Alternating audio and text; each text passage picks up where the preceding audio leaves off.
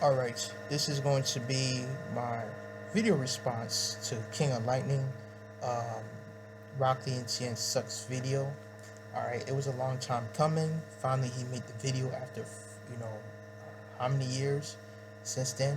Alright, so first of all, let me give you a brief history, how that all started, alright?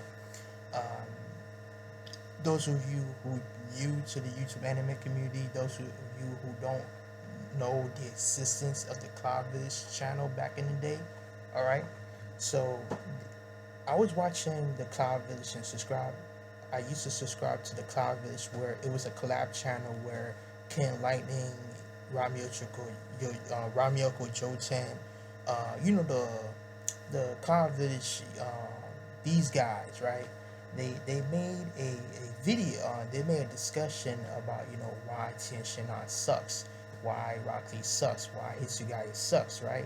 All right. They all give their different reasonings, right? Because King of Lion, he made a big announcement that he was gonna make the Kakashi suck video, right? Prior to that time.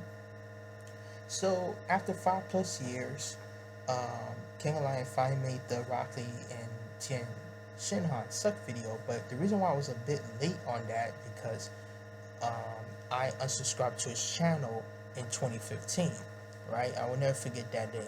It was after Bleach ended, right? Either Bleach or Naruto ended, because I know Naruto ended before Bleach, right? And the reason why I unsubscribed to his channel because he took a different approach to his channel now. He's no longer gonna do reviews or discussion or even character analysis in his channel anymore. He was gonna do more reaction. He's more a reactionary YouTuber. You know what I'm saying, with the whole editing stuff. You know what I'm saying. He no longer, he still put himself in the front of the camera and talk, but he does editing and skits and videos now. You know what I'm saying, because he's well known now. His channel grow bigger. You know what I'm saying, so he come a long way, and I respect that. But that doesn't mean I like it, that approach, and that's why I unsubscribed to his channel. But I stumbled across his channel just to see if he keep his promises, and long behold, he did actually make the Rock Lee and Tien Shinhan suck video, and for that, I'm very thankful and very grateful, and finally I'm don't have to wait anymore, and it gonna be that was a really good Christmas gift, you know what I'm saying, as a parting gift. So, but that doesn't mean just be and so let me get to the pros and cons in those two videos he made. The pros: his editing great, skits great, he's very charismatic, he's well spoken. I give him all that. All right. It's just that his points is very shallow, right? And the reason why it's very shallow is because he doesn't read the manga, especially Dragon Ball. He don't read the manga. He don't read Dragon Ball. He only watch the anime. And for that reason, he is victimized by how the casual fan tarts think about Dragon Ball. That it's not an in-depth series, right? That the character's not really in depth, right? And the characters got very useless in Z, right? That's a whole misconception, always been for a very long time with Dragon Ball Z, right? And with Naruto, this is also a biggest misconception. And I feel like the top two mangakas of all time is victimized, criticized. Like, there's no comparison. You can't give me one mangaka aside from Hiro Mashima or Tite Kubo. Aside from those two, Kishimoto and Akira Toriyama, at its core, at their best, they are the most criticized mangaka of all time.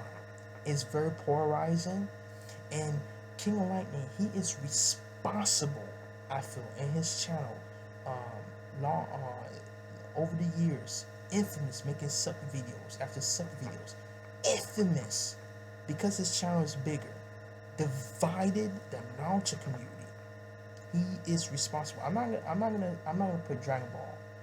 I'm not gonna put Dragon Ball into this because that was divided long before he even created his channel.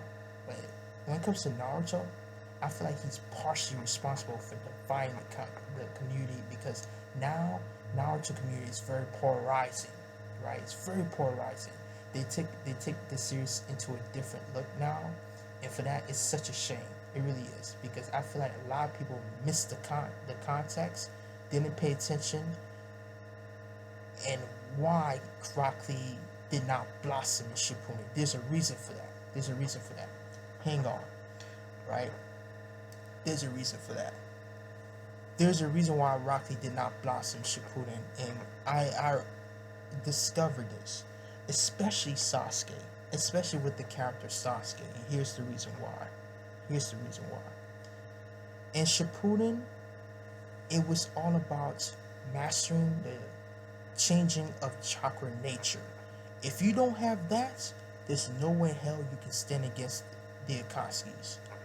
Now, you think to yourself that, wait a minute, we have one shinobi who is a master of only taijutsu and open all the 8 gates, right? And that's my guy, right?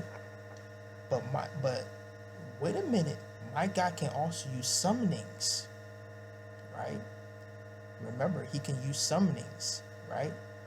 And especially the 6 gates of joy, it has fire nature, the element of fire. When he used the fire, when he used the morning peacock, it illuminates fire. So that means that Rock Lee, he does not know, or he doesn't have any nature element because he cannot perform what? Ninjutsu. That is the whole point. Why Kishimoto felt or think that Rock Lee would not serve any purpose in Shippuden.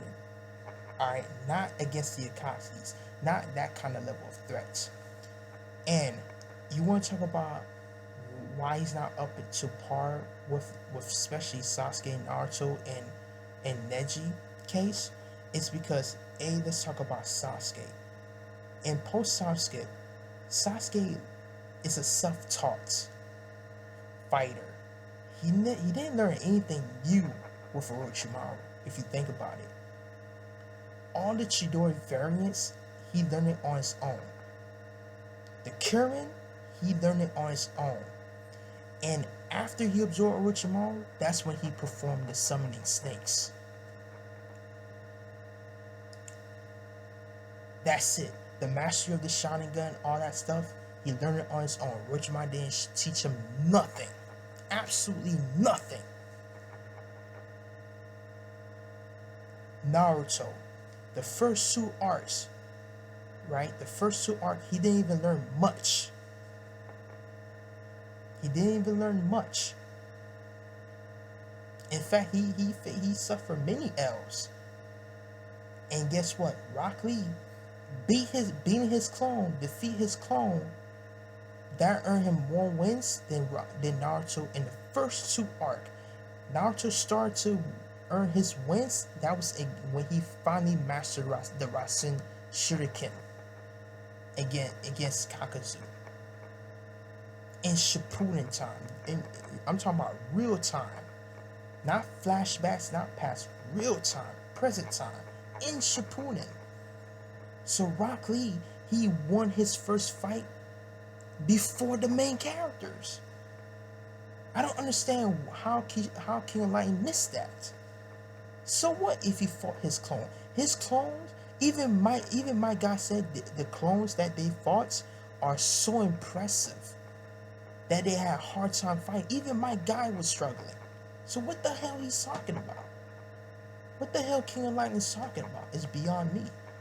Rock Lee even discovered how to overcome it by getting stronger. Hello? Right? So, the reason why we don't see Rock Lee, even though he did got his first win, which is Ernest, right? We don't even know what his nature element is. And that is the first step to become a complete shinobi. We don't even know what his real nature element is. Now, the whole loopy fist thing, I will agree. I will admit, Kishimoto should have expanded on that, but most likely, he thought that would have been useless because if it won't work on Kimimaro, what makes you think it's gonna work against the Akatsuki's? Someone like Datara who can use C4 explosions, like Kakuzu with the 5 hearts, Hidan with being immortal, Kisame, a chakra level of a tail beast, Itachi, the one that can master has a manga kill Sharingan that can use Amaterasu and Susanoo and Tsukiyomi. Pain, the 6, come on, the Renegade, come on. There's no way in hell Rock Lee can fight one-on-one against the Akatsuki's. And the Akatsuki's were prevalent in Shippuden. They really were. So let's talk about Rock Lee's purpose in Shippuden.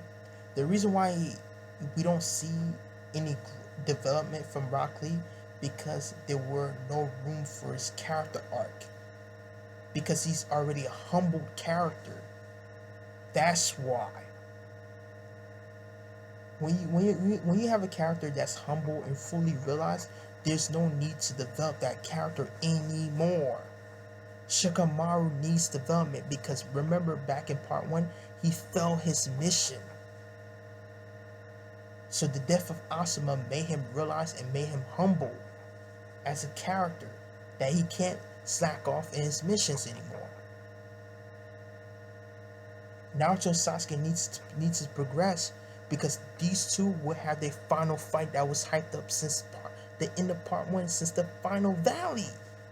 That's why they got all these crazy power-ups, got all these crazy development, because they're going to have their final fights to showcase what they have learned thus far. King of Lightning, if you had paid attention to the contest, you would realize this. There was no need to make those videos because there were no purpose for Rock Lee anymore. It makes perfect sense. You should appreciate what Rock Lee stood for as a former character, right? But don't blame the writer because he took a different direction so he can make his plot intriguing, plot interesting, so he can make his villains a threat. Something One Piece lack, especially the villains not up to snuff. Especially Kaido thus far in the Wano. There's no villains in One Piece that's on the same par, the same level of threat against the Akatsuki's. No way. So that's Rock Lee. So to bring all my points, right? Number 1, Rock Lee is a fully realized character in part 1. There was no need for him to be developed. Number 2, he never had or learned his nature, his nature element, right? To further his training, to further progress him as a shinobi.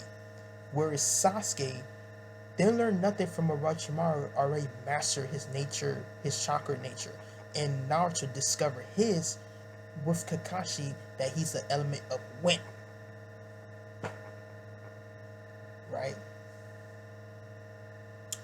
And the third point, the reason why we don't see in character art or subplot is because there was no relevance for him anymore. Kishimoto had to choose another character like Shikamaru to develop because he was undeveloped in the Sasuke retrieval arc. He was not completed yet.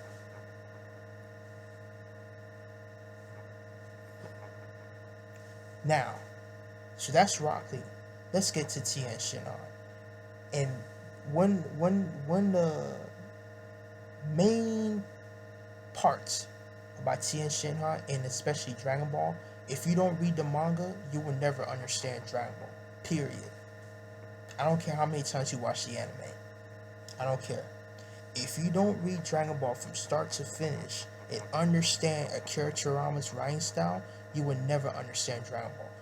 Number one, let's get Lunch out the way. The reason why you don't see Lunch anymore is because Kirishima, he said it himself.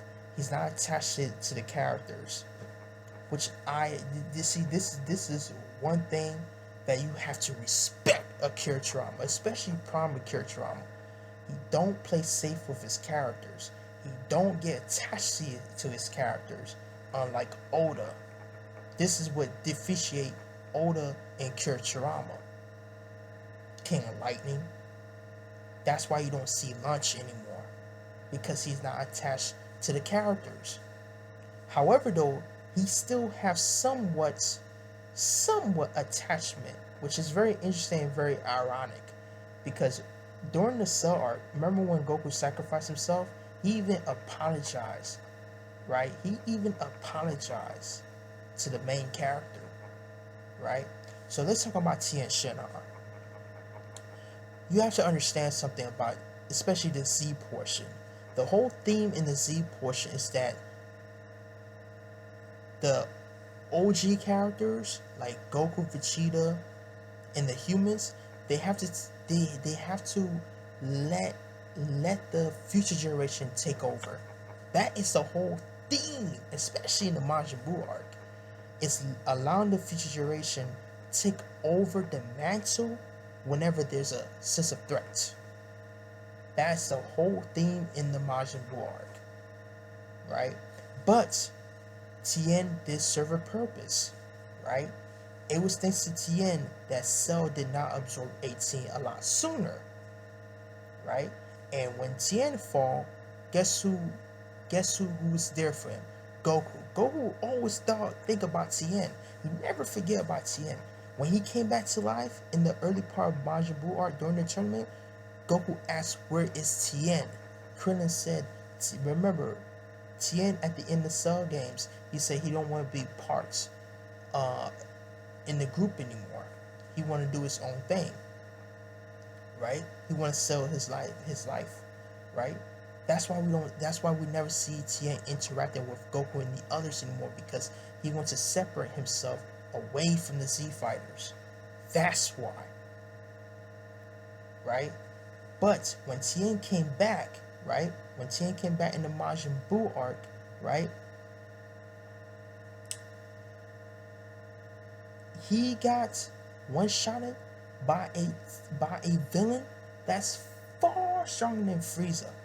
And the reason why it doesn't matter at this point anymore, even though Tien could get knocked out or get wrecked, because Tien already realized his limitation at the Frieza arc.